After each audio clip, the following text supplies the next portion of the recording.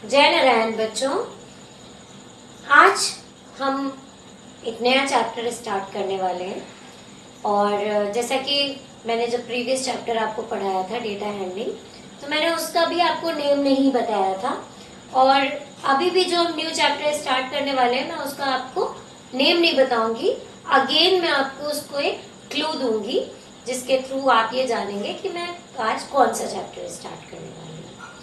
तो सबसे पहले तो मैं आपको ये बताऊंगी कि आप लोग सपोज आपके पास 100 रुपीज है और 100 रुपीज में से आप मार्केट गए, आपने 20 रुपीज की कोई टॉफी खरीदी।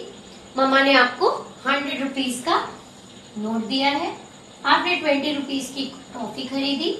आप घर वापस आए, आपने मम्मी को कितने रुपए वापस दे दिए? 80 रुपीज दे दिए।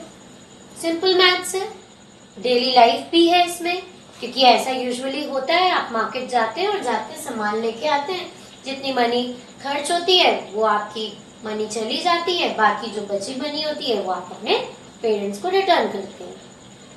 बट सपोज कि आपको ना पता हो कि आपके पास कितनी मनी है, यानी ये जो अभी 100 रुपीज का नोट था, अब आपको नहीं पता कि आपके पास कितने मनी है, और तब आपने किसी को 20 रुपीज उसमें से दिए, तो कितने रुपए बचे ये कैसे पता करेंगे?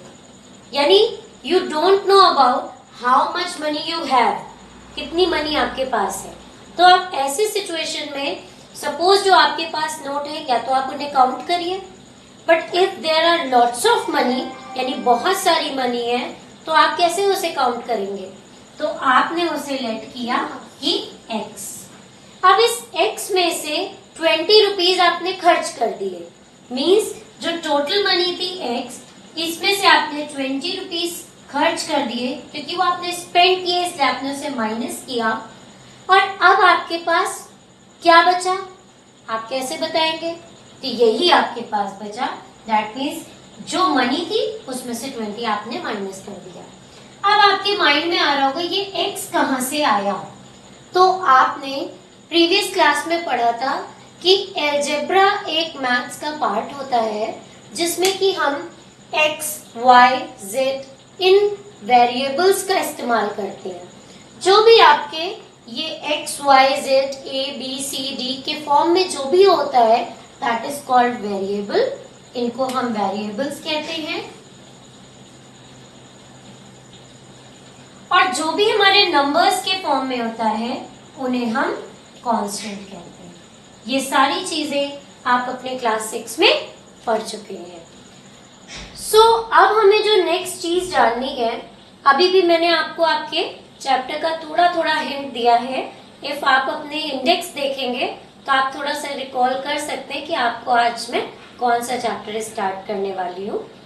अब सपोज मैंने जो अभी आपको कहा था कि you what money you have, you don't know, तो हमने उसे x माना, उसमें से 20 रुपीज आपने स्पेंड कर दिए, तो आपने उसको एक x माइनस 20 की एक्सप्रेशन बनाया। अब यहाँ पे सपोज जो इसी बात को यदि हम आपको देखें, मैंने आपसे कहा कि आपके पास कुछ मनी है, आपने उसमें से 50 रुपीज खर्च कर दिए मार्केट जाने पे, तो आपके पास कुछ मनी है, आपने उसमें से 50 रुपीज खर्च कर दिए, क्योंकि वो स्पेंड किए तो आप माइनस करेंगे, और अब आपके पास 100 रुपीज बच रहे हैं।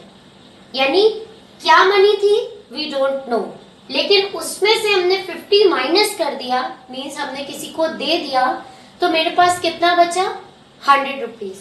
तो वो जो 100 रुपीज बचे हैं ये हमारे इस मनी के बराबर होंगे।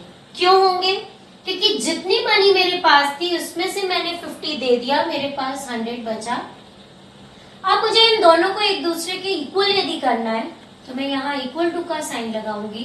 तो ऐसी चीज जो बन के आती है, हम उसे किस नाम से जानते हैं?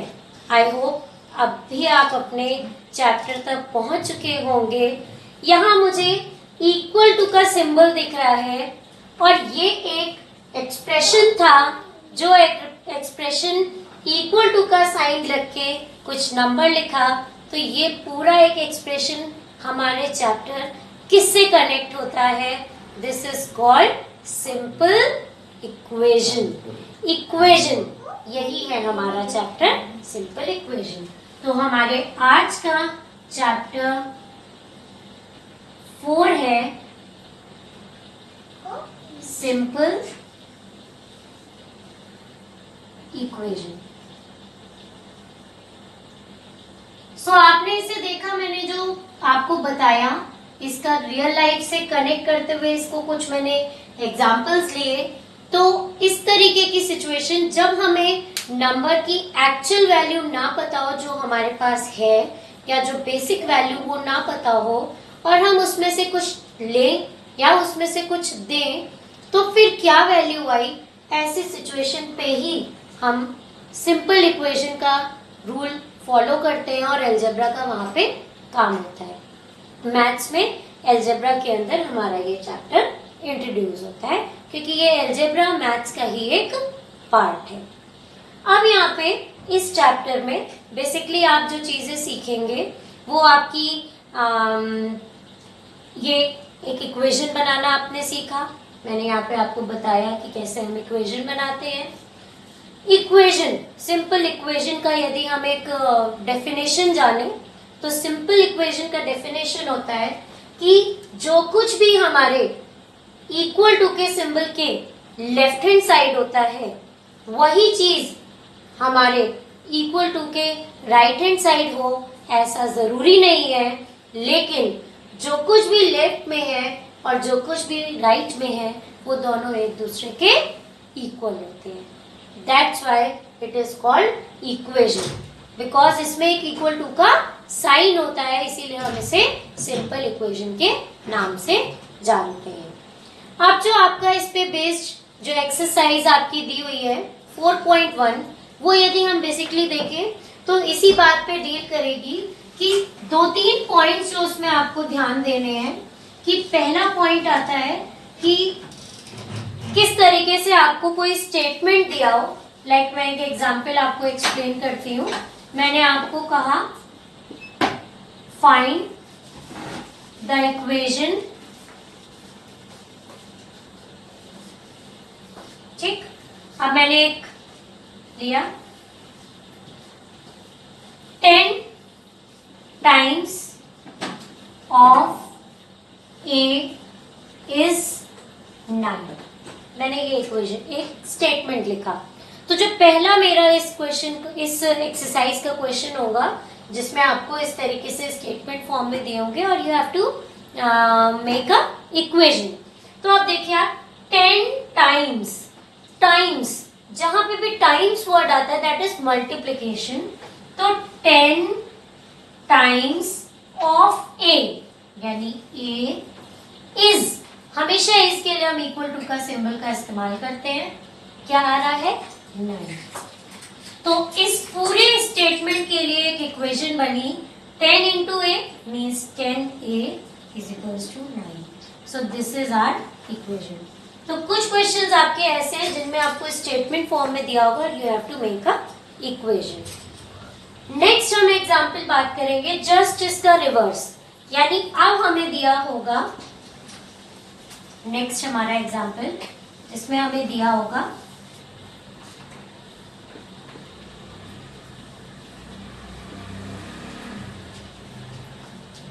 राइट द इक्वेशन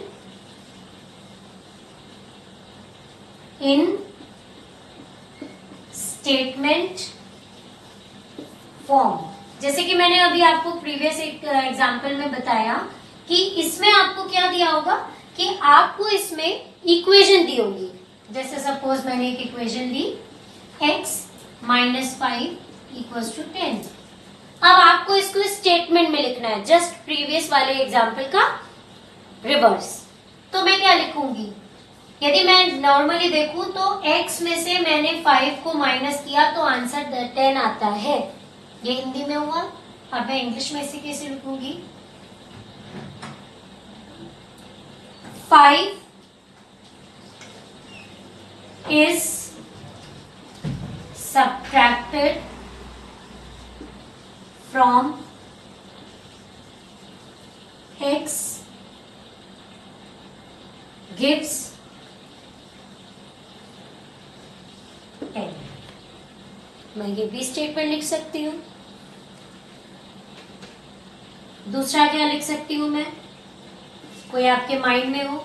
मीन्स जो मुझे यहाँ पे इक्वेशन दी है मुझे जस्ट उसी को स्टेटमेंट फॉर्म में लिखना है। तो मैं लिख सकती हूँ 5 x minus 5 gives 10। तो ये भी एक स्टेटमेंट है। तो आपको बेस्ट और इजी तरीका लिखना है, लेकिन जैसे अभी आपने देखा होगा मैंने नो बोला, मैंने 5 पहले लिख दिया था। तो यदि मैं 5 माइनस x लिखती तो यहाँ पे भी पहले 5 होना चाहिए था और बाद में x होना चाहिए था, जो कि मेरा स्टेटमेंट गलत हो जाता। तो इसीलिए मैंने यहाँ क्या लिखा, x माइनस 5 गिव्स 10। तो जो दो क्वेश्चंस आपकी बुक में एक्सरसाइज 4.1 में है वो बेसिकली इसी बात पे है कि किस तरह से हम इक्वेशन से स्टेटमेंट और स्टेटमेंट से इक्वेशन बनाते हैं। नेक्स्ट जो हमारे एग्जाम्पल है वो है कि किस तरीके से हम मान लीजिए सपोज हमें दिया होगा कि अगेन हम एक लास्ट एग्जाम्पल ले रहे हैं कि जैसे मेरे को उसने दिया 2x इक्वल्स टू 10। ठीक, अब आपसे उसने कहा कि where x equals to 5 is it possible, क्या ये पॉसिबल है? तो अब ऐसी सिचुएशन पे आप क्या करेंगे, आपने 2x इक्वल्स टू 10 लिया, जो x है वो 5 है वहां दिया हुआ है, तो जहां यहाँ x है वहां आप 5 लिख देंगे। आपने 2 लिया, 2 और x के बीच में कोई सिंबल नहीं है, जहां कोई नहीं होता है अलजेब्रा में, आपने प्रीवियस क्लास 6 में पढ़ा होगा वहां कौन सा सिंबल आता है, मल्टीप्लाई। x की जगह हमने क्या रखा 5, क्योंकि हमें गिवन है, इज इक्वल्स टू 10।